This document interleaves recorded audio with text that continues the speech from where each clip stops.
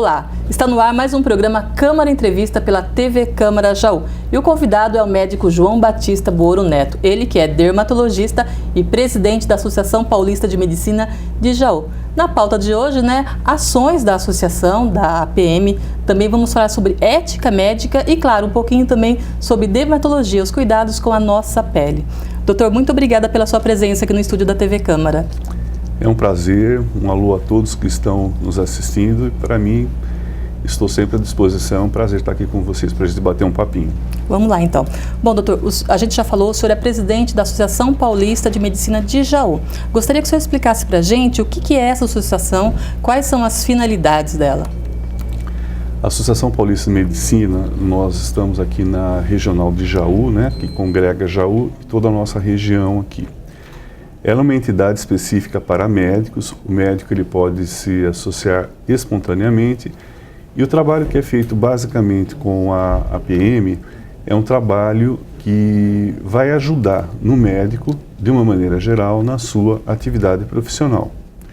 Logicamente que você podendo ajudar o médico de diversas maneiras, nós vamos também indiretamente estar ajudando toda a nossa população para que tenha também um atendimento médico de qualidade, um atendimento médico melhor.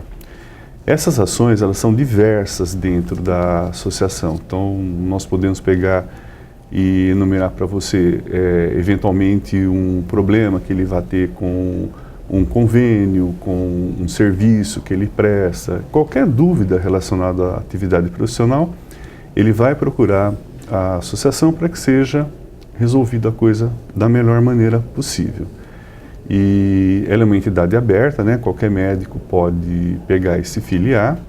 Quantos profissionais nós temos hoje, aproximadamente? Olha, aproximadamente na nossa região nós temos uns 200 aproximadamente, que fazem parte da associação. E é um número que ele está sendo sempre crescente, porque as atividades que nós proporcionamos a todos esses médicos, como eu falei, é uma atividade muito importante. Então, é uma entidade que o médico pode contar que ele vai ter o apoio para ser resolvido diversos tipos de problema que eventualmente ele possa apresentar. E como eu falei, isso daí também indiretamente está direcionado a toda a nossa população, porque uma vez que o profissional médico ele esteja trabalhando de uma maneira melhor, isso vai refletir sobre a sociedade. Certo. Doutor, falando um pouquinho sobre ética médica, o Conselho Federal de Medicina ele tem publicado alguns ajustes em regras para divulgação de anúncios, de entrevistas, de questões médicas nas redes sociais também. Por exemplo, uma das proibições recentes é com relação à publicação, a divulgação de selfies nas redes sociais. Ou seja, o médico ele fica proibido de tirar fotos com os pacientes e divulgar isso. Por que essas medidas?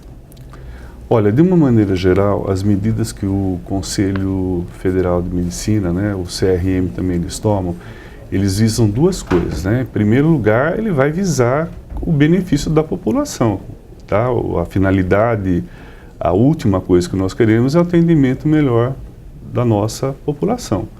Então, realmente ele vai visar isso. E ele vai também visar a regulamentação da medicina. Ele vai regulamentar as atividades, como devem ser tomadas essas providências com relação à atividade médica. Muitas vezes o selfie ele pode dar uma exposição indireta ao médico, dizendo que determinado profissional ele tem uma atividade melhor que outros. Isso não é uma coisa eticamente compatível com o normal. Então, por isso que nós estamos pegando e tendo esse tipo de atitude do Conselho Federal.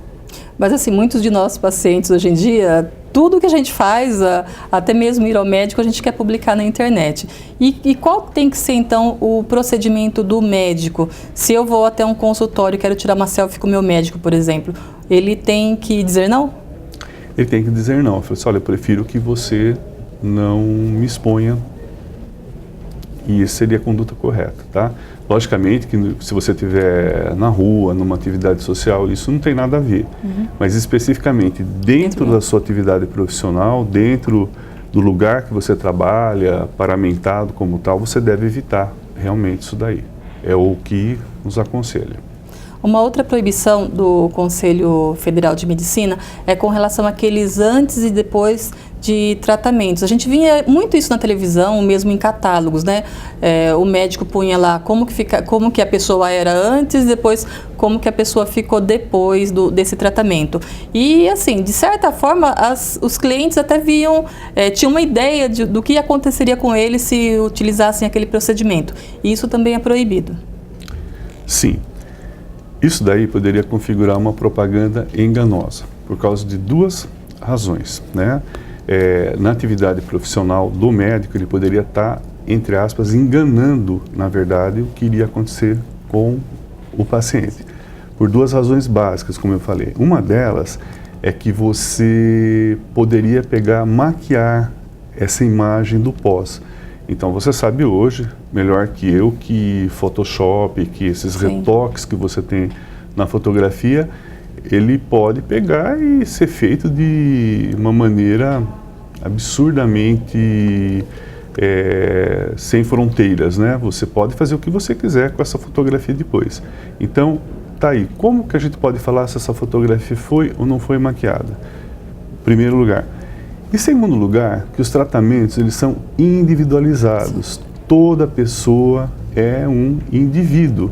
Então, se o indivíduo A ficou de uma determinada maneira, não quer dizer que o indivíduo B vai ficar igual, porque isso vai depender de uma série de fatores do organismo da pessoa, uma série de outros fatores que vai levar a ficar ou não ficar daquele jeito.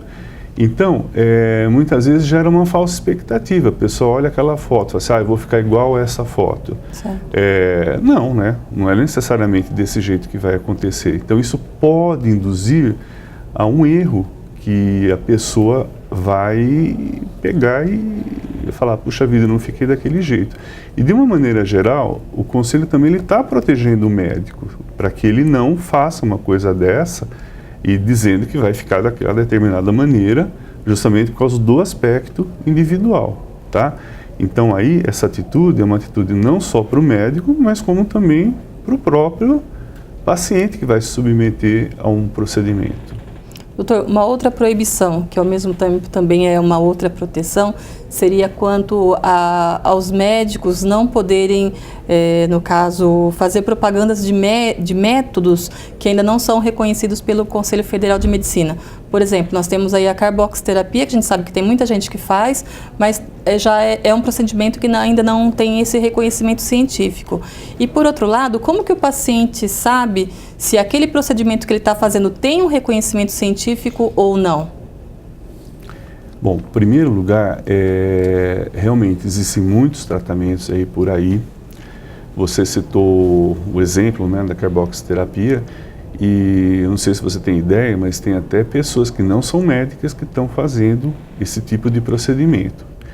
Então, qual é a atitude que a pessoa deve pegar e ter? Em primeiro lugar, ela deve procurar um profissional médico, ela deve procurar um especialista e ver se esse especialista ele está ligado à sociedade da especialidade. Então, nós temos hoje regulamentado uma série de sociedades. Por exemplo, vou falar da minha especialidade, que é a Sociedade Brasileira de Dermatologia, que ela vai congregar uma série de profissionais que vão estar adequadamente evoluindo com relação aos procedimentos novos que vão aparecendo. E a partir daí, você vai ter uma ideia. Então, procure um profissional que esteja ligado à sociedade da especialidade dele, procura ver se realmente a pessoa é médica, né? Que são as pessoas indicadas para fazer o tratamento da melhor maneira possível. Outra coisa, nós sabemos, né, como médico, que a gente sempre deve pegar e seguir tudo que está regulamentado. Essa regulamentação, o que significa? Significa que são aparelhos ou métodos ou tratamentos que eles foram testados, eles foram aprovados. Então, existe uma base científica para você pegar e poder usar aquilo lá. Regulamentado também em trabalhos científicos. O que a gente segue? A gente segue o que? As orientações básicas, né? Aqui no Brasil, da Anvisa, Assim como nos Estados Unidos, eles seguem o Food and Drug Administration, o FDA dos Estados Unidos, e que eles vão seguir as orientações deles. Nós, no nosso caso aqui no Brasil, nós seguimos a orientação da Anvisa e o Conselho Federal de Medicina e o Conselho Regional de Medicina. São os órgãos que nos regem como médico, tá? E a pessoa que vai se propor algum tratamento, ela tem que pegar e checar isso daí realmente, se é um tratamento que ele está liberado pela Anvisa, se ele está liberado pelo Conselho Federal de Medicina e assim por diante. Isso daí, como eu falei para você, é um risco menor pro paciente, pro indivíduo que está procurando serviço médico e também para o médico, né? Ele vai fazer uma coisa que esteja regrada dentro dos protocolos de tratamento. Doutor, ainda falando sobre a questão da ética médica, como que os médicos têm visto essa questão da fosfo, que é tem um nome comprido aí, mas que é a pílula do câncer? Olha, a posição médica é o seguinte: para você pegar e dar um medicamento, ele vai ter que passar por uma série de testes, ele vai ter que passar por uma série de trabalhos científicos para você pegar e ter a liberação. Posteriormente, essa liberação, né, a partir do laboratório que está produzindo o produto, vai ter que passar pela Anvisa para poder pegar e ser liberado. Esse problema é que nós não temos trabalhos científicos, nós não temos realmente um indício de que ele possa dar um resultado positivo. Então, nós não podemos pegar e dizer, olha, você vai tomar tal medicamento porque isso é uma coisa que vai te dar um benefício. Nós não temos trabalhos científicos que a gente possa se apoiar, que possa dar realmente o resultado. A gente sabe que, com relação ao câncer, câncer é um negócio sério, né? Quem já passou, que acho que quase todo mundo tem algum familiar, né, que já passou por uma situação dessa, a gente sabe que é triste, é um negócio meio complicado, é uma situação psicológica muito, muito, muito difícil, mas a gente sabe também que a gente tem que ter um controle sobre isso daí. Nós não podemos, porque apareceu um negócio, alguém falou alguma coisa... Que dê uma esperança, né? E que tem uma esperança que vai realmente levar à cura ou a uma sobrevida melhor. Nós já tivemos vários casos já dentro da medicina, se você for recordar, né, antigamente, de determinadas coisas, determinados tratamentos, determinadas substâncias químicas que se diziam que iam provocar a cura do câncer, que ia ter realmente uma melhora total, e que a gente sabe que hoje a gente até esqueceu, né, passou já despercebido, porque não foi nada daquilo. Sim. E esse pode ser mais um medicamento também que aconteça isso. Então, o que vai ter que ter realmente? Vai ter que ter trabalho, vai ter que ter segmento para você poder pegar e falar alguma coisa. Como isso não existe, a classe médica não pode falar realmente que ele vai dar um efeito. Ok.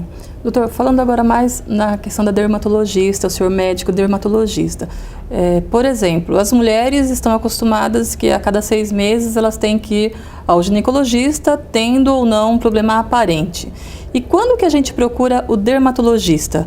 Existe um período para a gente ir até o consultório ou é só quando aparece algum problema aparente?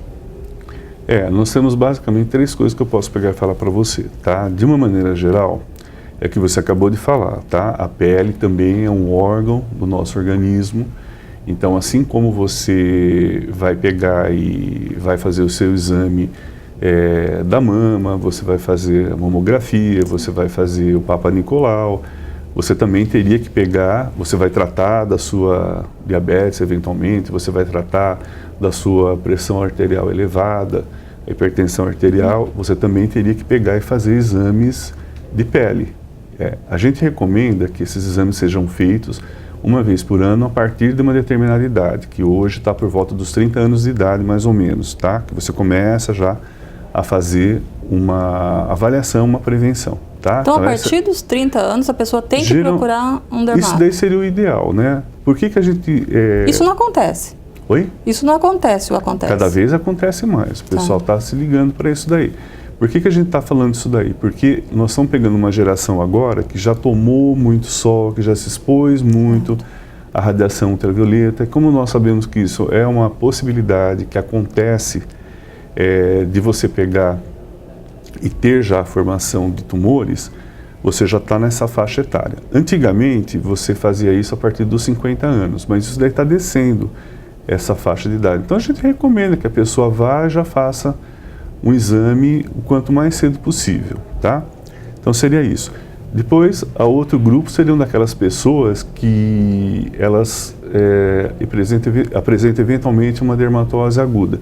Então, a pessoa está com algum problema, teve alguma alteração na pele, aí ela procura já para fazer aquela consulta imediata.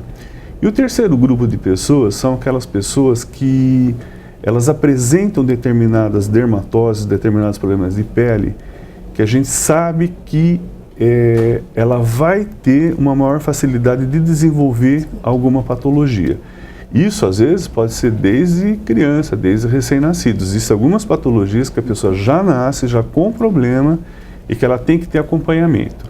Então, esse grupo de pessoas, aí já não tem faixa de idade. Você pode ter desde crianças que já precisam pegar, pelo menos fazer uma avaliação a cada 3 meses, a cada 6 meses, a cada ano, e estariam nesse grupo que eu falei para você. Então, basicamente, seria isso daí. Tá? Isso independe do grupo racial? Não, depende do grupo racial. Esse último grupo que eu falei para você não depende do grupo racial. Pode ser qualquer tipo de pele, né? Certo. Mais clara, mais escura. Isso não tem nada a ver. Agora, de uma maneira geral, as pessoas devem realmente começar a procurar o dermatologista o mais rápido possível para já começar a fazer uma proteção da pele para que não venha a ter no futuro problemas maiores, né? Nessa faixa de 30 anos que eu te citei também, nós temos já algumas coisas começando a acontecer com os processos de envelhecimento e que você já começa a atuar também nessa fase. Certo. Bom, o senhor já disse, a pele é um órgão do corpo humano, é o maior órgão do corpo humano. Sim. E que tipo de problemas você consegue, de problemas de saúde, de doenças, você consegue identificar por meio da pele? Nós temos vários tipos de patologias. Nós temos aquelas da pele especificamente, e a pele ela pode ser como se fosse um reflexo de alguma outra patologia que a pessoa tenha internamente. Então também existe isso, né, que através do exame de pele, de repente a gente pode detectar alguma outra coisa internamente. Vou dar só um exemplo para você, não é que acontece isso com todo mundo, né, mas é só um exemplo para citar isso que você falou. De repente a pessoa vem com uma pele extremamente ressecada, isso daí pode de repente ser um problema de uma função desregulada da tireoide e que de repente tem alguma coisa a ver com a parte cutânea. Então, através de uma coisa assim, você começa a descobrir outras coisas, né? Nós temos muitas dessas relações com alterações internas que vão se exteriorizar para a pele também, além dos problemas dermatológicos que você pode apresentar primariamente. Hoje, por quais principais motivos homens e mulheres procuram os consultórios dermatológicos?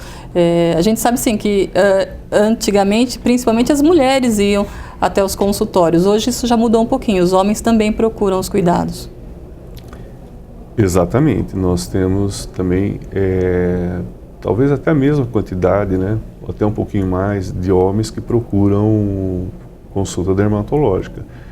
E a verdade é uma só, todo mundo tem que pegar e viver bem, viver feliz, mediante o que ela possa ter na vida. E também tem a questão da autoestima, né? Os homens são muito vaidosos também, né? Oi? Os homens também são muito vaidosos. Tem. Além da questão de saúde, também a questão estética, né? Sim.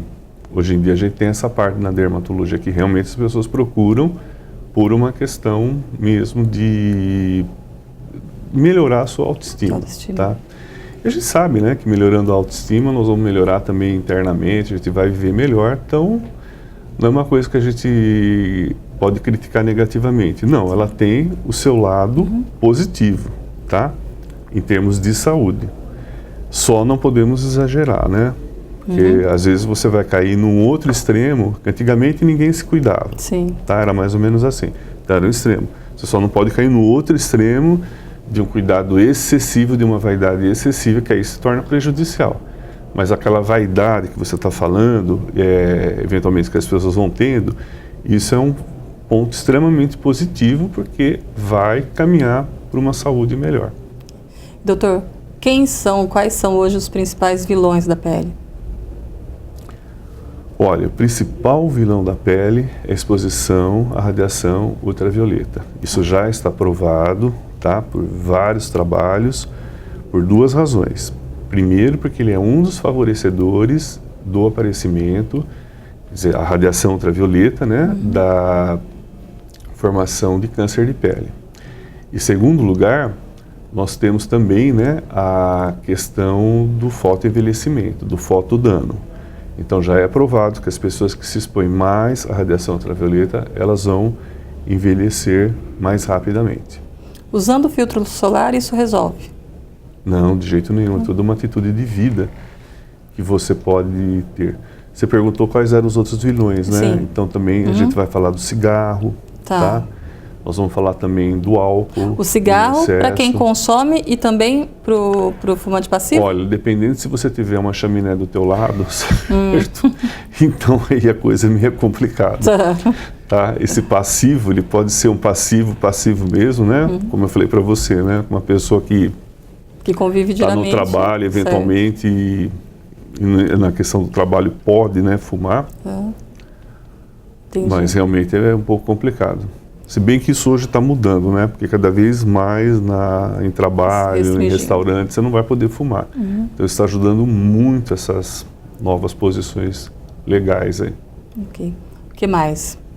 Nós temos então o cigarro. O álcool também, né? A gente tem que falar. Pessoas que bebem excessivamente também pode pegar e ter comprometimento.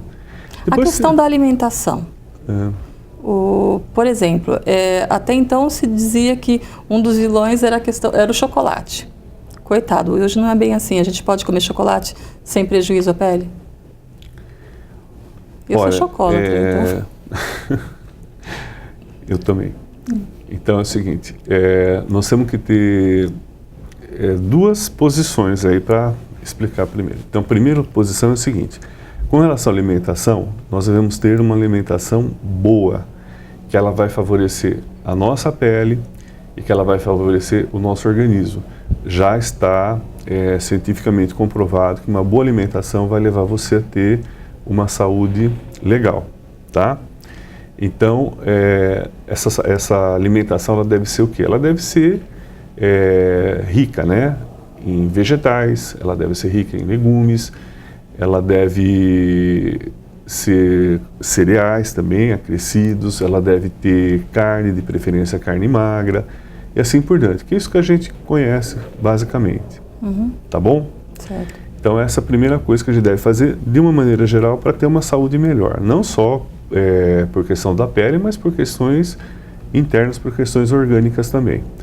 Em segundo lugar, a gente tem que pegar e ter também, né, uma alimentação focada e não exagerar em determinados alimentos.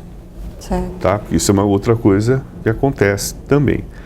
Agora, existe também uma particularidade individual, né? Antigamente se falava realmente que determinado alimento poderia pegar e causar uma disfunção na pele, mas não é bem assim. A gente sabe que não é assim. Existem pessoas que comem muito chocolate, que nem você citou, por dia, e não tem alteração nenhuma da pele. Tem outros que já, um pouquinho que coma, já pode provocar uma alergia, por exemplo, pode provocar uma acne, uma espinha, uma coisa desse tipo. Então isso a gente tem que também individualizar.